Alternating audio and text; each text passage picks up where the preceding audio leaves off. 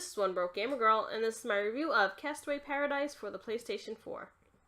When this game was first revealed on the PlayStation blog, I was immediately intrigued because of my love of Animal Crossing on the Nintendo Wii.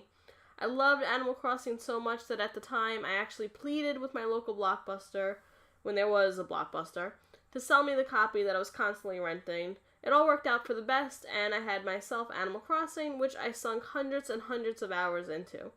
This game looked very much similar, which is why it was a day one buy for me. It also took a few weeks, but I was finally able to get all the trophies, including the Platinum, which means that it's time for a review. In Castaway Paradise, you'll play as some random human who becomes shipwrecked on an island that has been destroyed by a storm. There, you'll meet some funky animal creatures who all need help restoring the island and will have you do various different tasks in order to do so. While you'll basically play errand girl or boy for these animals, you'll also do other things like fish, collect bugs, and collect shells, which you can sell for profit, or you can donate to the local museum in order to build it back up to what it used to be. The choice is yours on how you play this game and why you play in this weird little version of an Animal Crossing type game. I have to start off by saying that I was a little let down by this game. Coming from a game like Animal Crossing, which is just huge and always changing, I didn't like that this game never changed. It didn't matter if I played at night or during the day because it was always daytime. I played in the summer, so it was always summer. I'm not sure if the seasons change like they do in Animal Crossing. They might not. All bugs and fish are available all the time no matter what, so there's no real strategy on how and where to catch them, and the shells are just completely random. The animals of Castaway Paradise are constant, and they don't change. You'll interact with the same characters over and over again without someone threatening or debating to move away.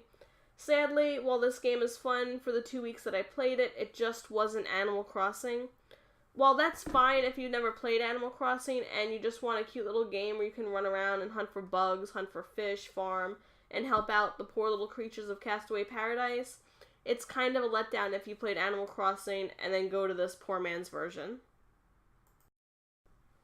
While the mechanics for this game for the most part worked perfectly, there were some random glitches in there that caused the game to freeze when talking to some of the characters for no reason. This made the game have to be shut off and restarted. The only good thing that came out of this is that the game was constantly saving, so nothing was ever lost. While having to restart the game isn't good, the part that I didn't lose any of my data was also good. This made something good out of a bad situation. The controls are a bit awkward at first and take some time to get used to, but once you finally do, you'll be playing like a pro as you fish, hunt for bugs, farm, and help out random animals for hours on end. The only new thing that this game added that Animal Crossing doesn't have is a leveling up system. I don't really see what this did other than unlock certain objects, plants, trees, and vegetables. Anyway, it was there, and I guess it added to the game in a way where it made you strive for something. The graphics for this game are basically the same as they are for Animal Crossing.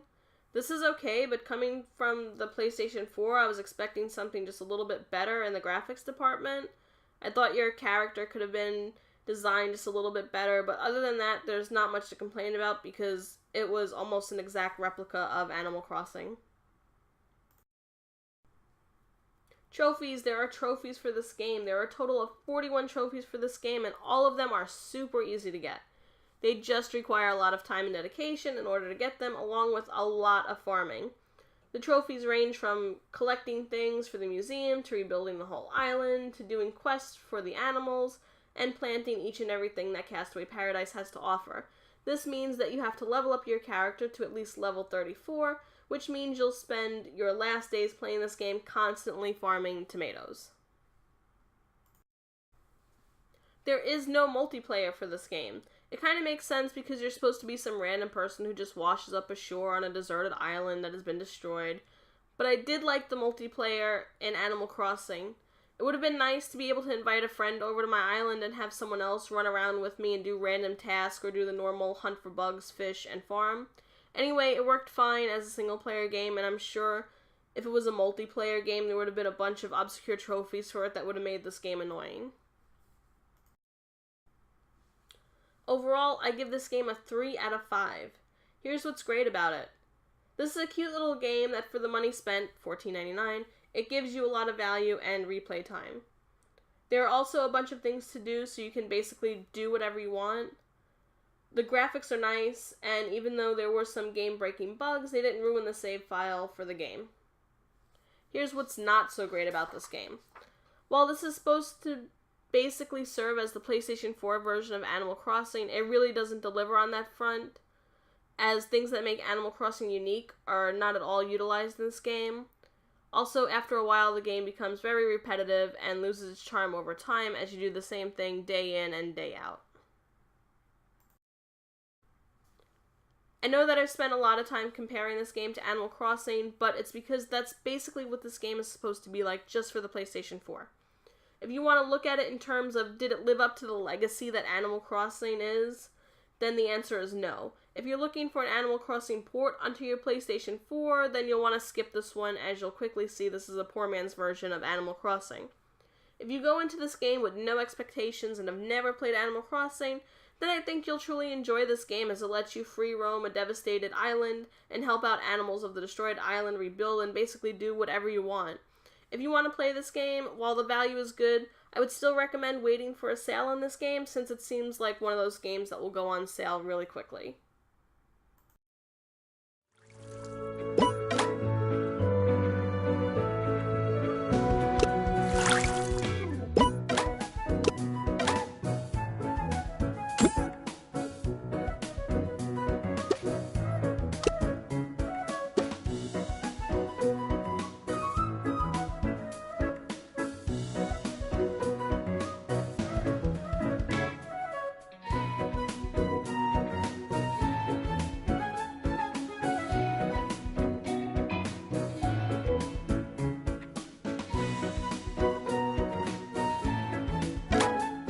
This is One Broke Gamer Girl. I just want to say a big thank you for watching this video. If you liked what you just watched, then go ahead and hit that like button down below. One more thing, since you've already hit the like button down below. You've already hit the like button down below, right? Well then, why not go ahead and go one step further and leave a comment too? Since you've already hit the like button and left a comment, you did both of those already, right? Then why not just take one more tiny little step and hit the subscribe button as well? Just one more thing, since you've already come this far, would you kindly check out the links in the description? That way you can follow me on Twitter, Twitch, and maybe even check out my blog.